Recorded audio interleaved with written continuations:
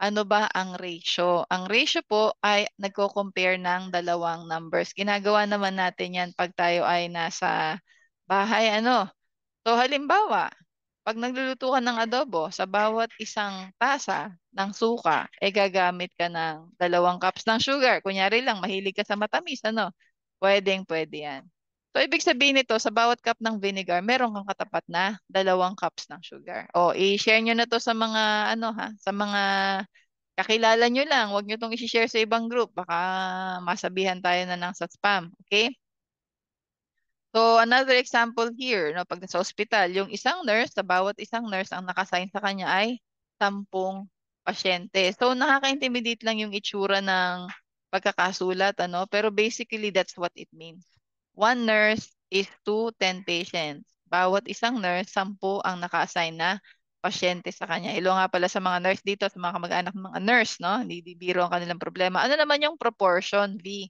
May dalawa kasi yung direct proportion tsaka indirect proportion. Yung direct proportion, isa tong statement ng dalawang ratio. Kanina yung nakita natin, isang ratio lang. Isang tasa ng suka, 2 tasa ng asukal. Ito namang proportion, dalawang ratio yung nakikita natin. Makikita natin na pareho yung direksyon nung dalawang values na yon. Halimbawa, kung sa bawat tatlo, dapat may 5.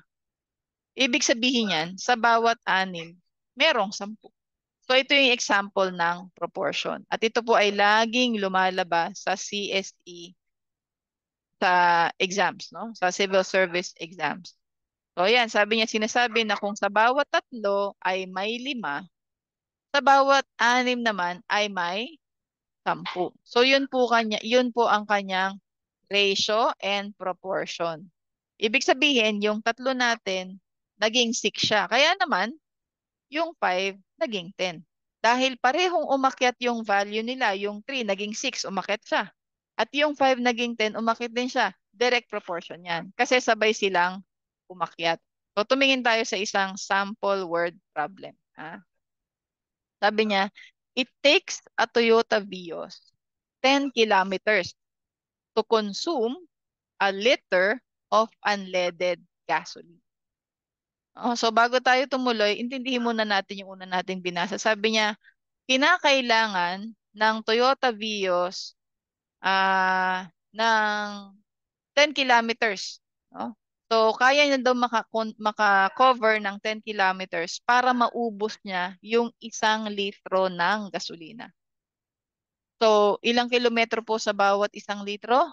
10 kilometro. So kung magdo-drawing tayo, ibig sabihin, let me just grab my pen here, Ibig sabihin yan, sa bawat 10 kilometers, kung nakatravel na siya ng 10 kilometers, ang gagamitin niya lang ay 1 litro ng gasolina.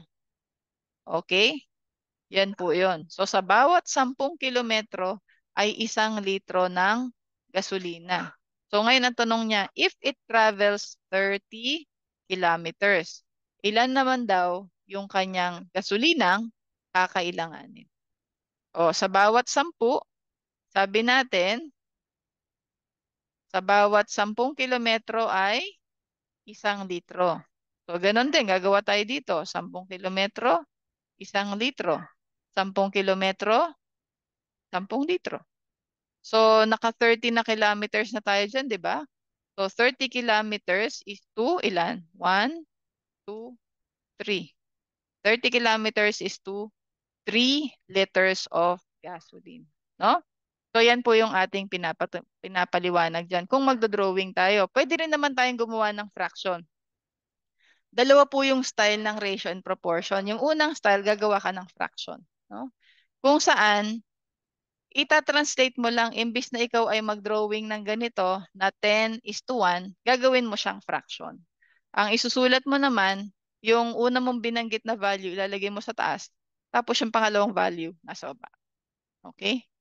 So, halimbawa, ito, 10 kilometers, tapos lagyan mo ng fraction. Para saan yung fraction? Ibig sabihin, 10 kilometers for every 1 liter of fuel.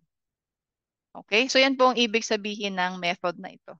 So again, meron tayong 10 kilometro para sa 1 litro ng gasolina. Ita-translate lang natin siya sa isang fraction. Ito yung isang method. Sa bawat 10 kilometro, may 1 litro ng gasolina. Okay? So ngayon, ang step number 2, gagawin din natin yan dun sa proportion na ito, 30 kilometers naman, di ba? So ngayon, isusulat lang natin, kung may papel kayo ngayon, isulat niyo yung 30 sa ibabaw, ibig sabihin 30 kilometers, tapos lagyan mo ng guhit. For every, ano yan, so 30 kilometers for, hindi natin alam, so lagyan natin letter F. No? Number, liters of fuel, hindi natin alam kung ilan pa yan, di ba? So sabi niya sa 10 kilometro, 1 litro. Sabi niya dito sa 30 kilometro naman, hindi pa natin alam kung ilang litro. And then ang step number 3 sa method na to, pagtataputan mo sila para mag-cross multiply. So ito yung 10 kilometers for every 1 liter. Okay, i-equal sign mo yan. Tapos 30 kilometers for blank number of liters. Okay, blank liters of fuel. And from there, what you can then do is i-multiply mo. Ano ba yung 10 times F? 10F yan. Lagyan mo ng equal sign. Ano ba yung 1 times 30? 30. Diba? Again, ito yung 10 kilometers is to 1 liter. Itinapat mo sa 30 kilometers is to blank number of liters. So, i-cross multiply mo yung 10 times F, magiging 10F. Bakit? Kasi sa math, pag minultiply mo ang number at ang letter, pinagtatabi lang yan. Okay? Tapos yung 1 times 30, magiging 30. So ngayon, 10F is equal to 30. Eh, meron ka ngayong F, hinahanap natin yung fuel, kaso may asungot siya na 10. No? So, i-divide natin yung 10 para 10 lang para F lang ang matira. So, for example, meron kang 10F is equal to 30, di ba? Over 10. Bakit may over 10? Kasi kapag dinivide ko ang 10F sa 10, ang matitira lang ay F. Kasi hinahanap mo lang F, di ba? Yan. So, F na lang ang matitira. And then, you're going to divide 30 by 10 also. Okay? So, kukunin na natin yung quotient yan. Ibig sabihin, F is equal to 3 liters. The car will need 3 liters of fuel to cover 30 kilometers. So, yan po yung isang style. No? Yung optional formula natin, ito yung tinatawag natin na in and out. So, pareho lang po tayo ng problem statement. Pero dito, horizontal ang expression natin. Halimbawa, imbes na fraction, yung 10 liters, 10 kilometers rather, itapat mo sa 1 kilometer, sa 1 liter. So 10 kilometers is to 1 liter. Tapos maglagay ka ng dobleng version yan. Kasi to mark na ito yung susunod mong ratio. So ito, 30 kilometers naman is to blank number of liters. No? So kung nagsusulat kayo ngayon, which I'm hoping that you are, isulat niyo po itong 10 is to 1 as to 30 is to F. Okay, so ano ba yung in and out? Ibig sabihin ng in and out, itong nasa loob na 1 tsaka 30, imo-multiply natin. Okay? Multiply natin yan. So, mangyayari niyan, 1 times 30. Okay? So, 1 times 30 is, or 30 times 1 is equal to. Ilalagay natin yan sa left side of the equation. Naisulat nyo na ba yan? Kung naisulat nyo na, palike po. Naisulat nyo na ba ang 30 times 1? After that, imo-multiply mo naman yung outer terms na 10 tsaka F. So remember, kanina meron tayo ditong 10 is to 1 is to 30 is to F. So minultiply muna natin itong dalawa na to. Ang isusunod naman natin yung outer part, yung 10 at saka yung F. Okay? Yan. So yung 1 is to 30 tapos na. Ngayon naman yung 10 times F. Yun naman ang ilalagay natin sa right side of the equation. So kanina meron ka ng 30 times 1, ang sagot dyan ay 30, tapos yung 10 times F, ang sagot dyan ay 10F. Kasi nga sabi natin, pag nag-multiply ka ng number at saka ng letter, pagtatabihin mo lang sila. So ngayon, meron ka ng letter na F, pero may asungot siya na 10. So para maalis yung 10 na yan, i-divide natin ang 10F sa 10. Para ang matira lang ay F. Pero kung ano kasing ginawa mo sa kanan, gagawin mo rin sa kaliwa. Bakit? Kasi may equal sign siya eh. Equal dapat. So kung ito dinivide mo sa 10, dapat ito i-divide mo rin sa 10. Ano ba yung 10f divided by 10? F. Ano ba yung 30 divided by 10? It is equal to 3. So ang sagot natin dyan ay 3 liters ng fuel para ma-cover ang 30 kilometers. Okay? So, sabihin niyo sa akin, anong mas gusto niyong style? Yung fractions na nauna, type letter F kung gusto niyong fractions, o yung style number 2 na gumagamit tayo ng in and out. Okay, so ngayon meron tayong sample problem number 2. Sa inyo, pwede kayong gumamit ng dalawang method. Yung method A natin, kapalan ko ng konti. Ah, yung method A natin sa ratio and proportion, pwede kang gumamit ng fraction. Ito sa bawat litro, sa bawat 10 kilometro, ang kailangan ko ay 1 litro ng tubig. Pwedeng ganyan. Tapos mag-equal sign ka, sa kabila mo naman ilagay, kung 30 kilometros naman ng aking ita-travel, ilang litro ng tubig ang aking kailangan. So, pwedeng ganyan ang gamitin nyo. Tapos magko-cross multiply na lang kayo. Okay, mangyayari 10F is equal to 30. Tapos i-divide mo yan sa 10 para makancel yung 10, ang matitira ay F. And yung 30, i-divide mo sa 10, magiging 3. Ayan. So, yan yung isang style, no? Ganyan tayo sa AMV, may iba't ibang style. Para kung sakaling hindi mo trip yung letter A, pwede kang mag-letter B. No? Yung isa naman, gagawa ka ng horizontal na statement. Sa bawat 10 kilometro, kailangan ko ng 1 litro ng gasolina.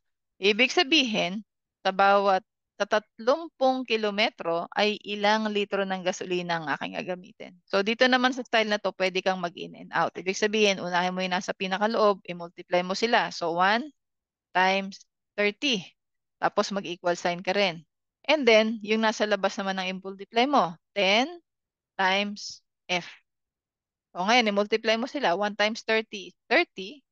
And 10 times F is 10F. So, meron ka ng F.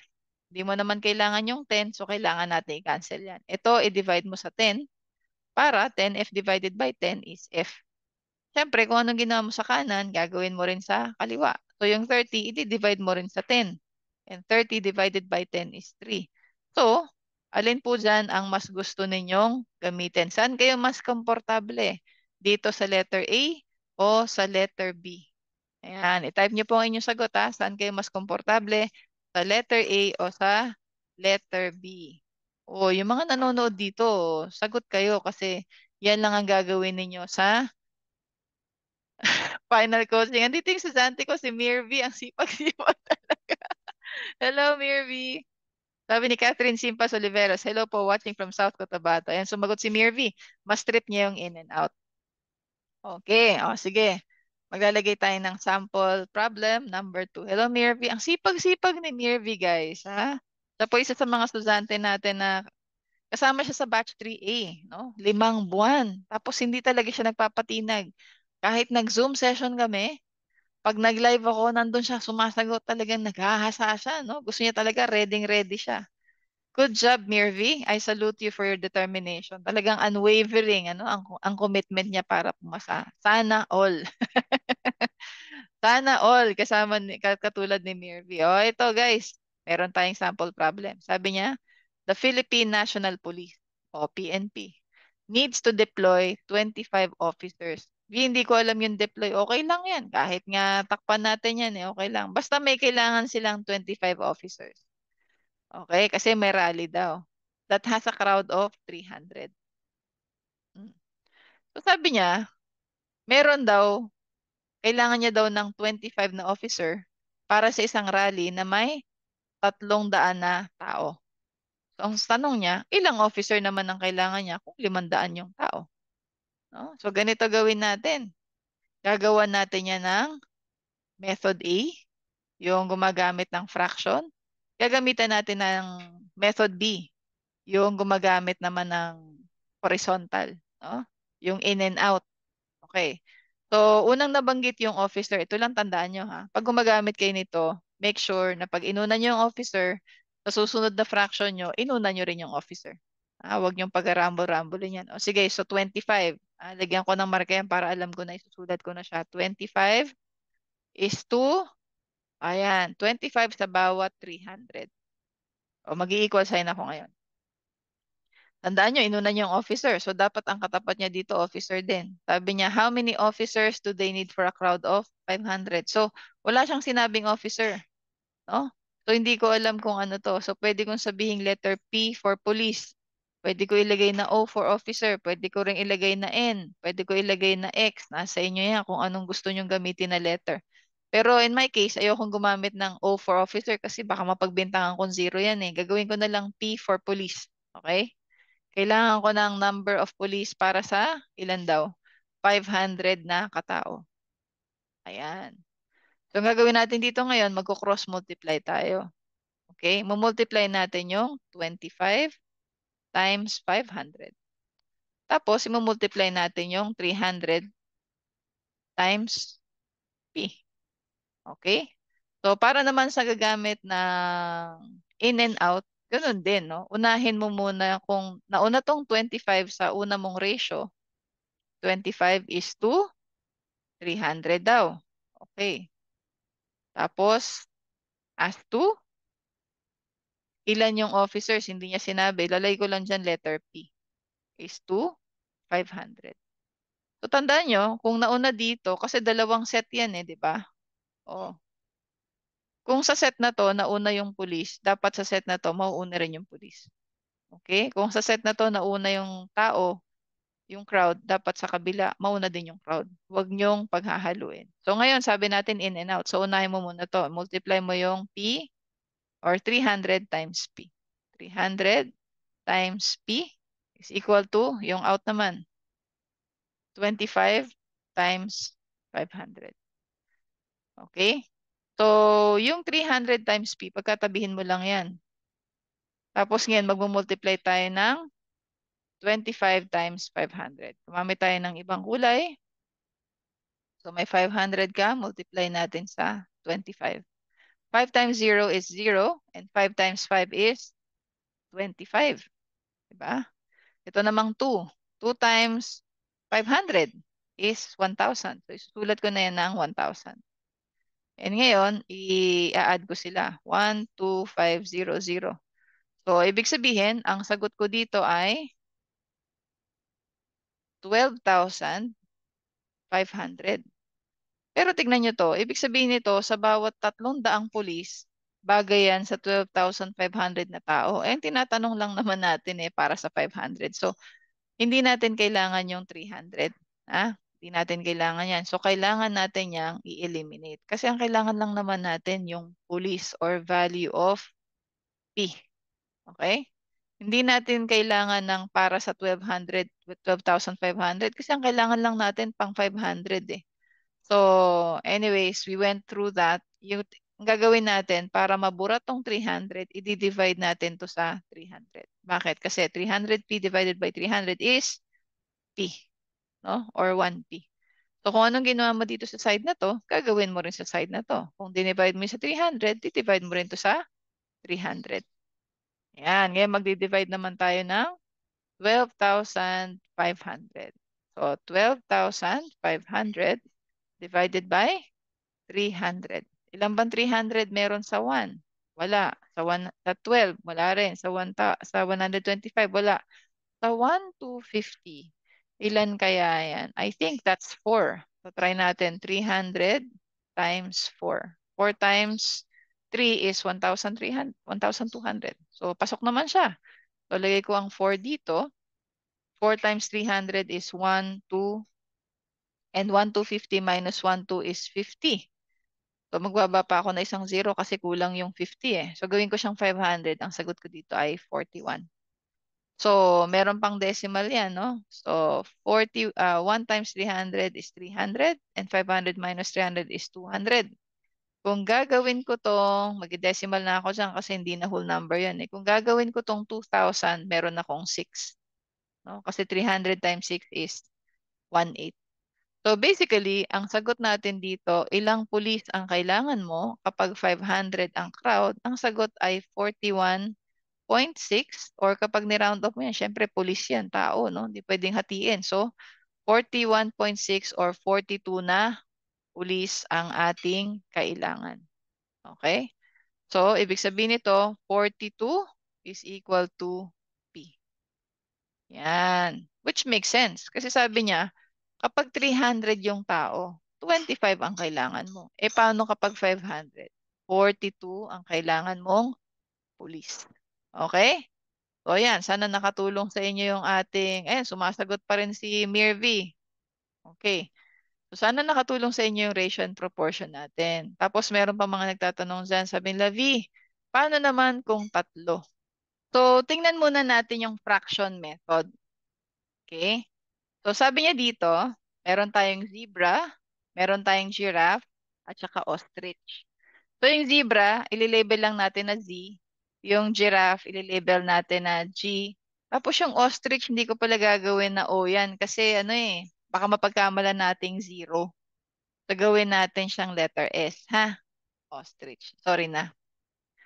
So, ang gagawin natin sa ating fraction, iisa-isahin natin to. So, gawa ka ng 2. Para saan ba yung 2? Sa zebra. Yan. Okay? Tapos, yung 3, para kanina yan? 3 para sa giraffes. So, ilagay nyo to sa mga notebook nyo, papel nyo, ha? Tapos, yung 1 naman, para kanina yan? Para yan sa ostriches. Gagamitin natin ng letter S. Ngayon, magto-total ka. So, meron kang gagawin na 4 na fraction. Isa para sa zebra, isa para sa giraffe, at isa para sa ostriches. At dito mo ilalagay yung total nito. Ano ba yung 2 plus 3 plus 1? Di ba yan ay 6? So, lagay mo yung 6 dito. Okay? Tapos, anong ilalagay ko dito? Yan yung total ng feed. So, 18. Yan. O, huwag kayong matatakot kasi ang hinahanap niya lang naman ay giraffes. Okay. Ano ba yung sa giraffe? 3. 'Di ba? So, ang gagawin mo lang dito, babalik ka lang doon sa method natin. So, 3G is equal to 6 over 18. Saan galing yung 3G? Dito sa fraction ng giraffe. Saan galing yung 6 over 18? Yan yung total natin. No? So, mag-cross multiply ka. Ano kaya kung gusto mo, pwede ka rin namang mag in and out. 3 is to G as 2. 6 is to 18.